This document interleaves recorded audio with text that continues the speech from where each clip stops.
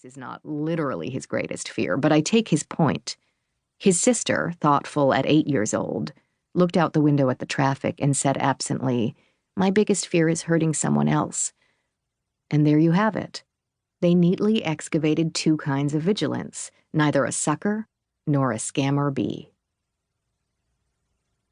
The mark.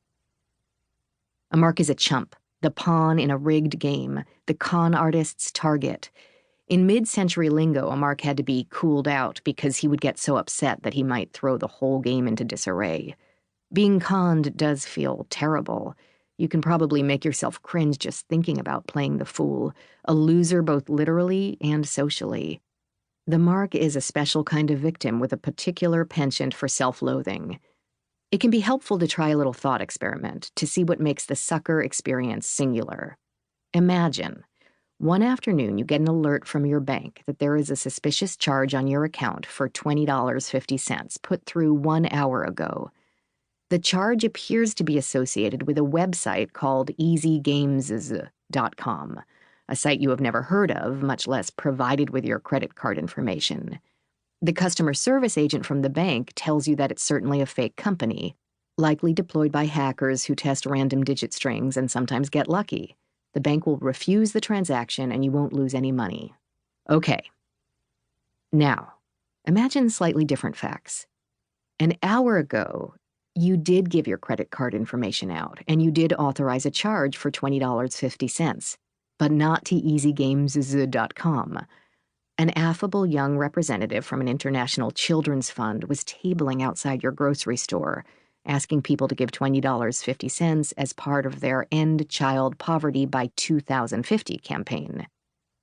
It's not the sort of thing you would usually stop at, but the photos were compelling, and the guy at the table was pleasant, and naturally you are in favor of ending child poverty.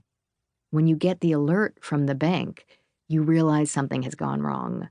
A neighborhood listserv confirms your suspicions with a warning about the charity scammers outside of the supermarket. You thought you were helping impoverished children, but you were paying a con artist. You give the bank an abbreviated version of this story, and again the customer service agent agrees to block the charge. You won't lose any money. In either case, the only material loss is a couple of minutes on the phone with the customer service agent, a little bit of hassle. The outcome to your bank account is the same, whether you are a random victim or a cooperative dupe. But for most people, these two scenarios feel very different.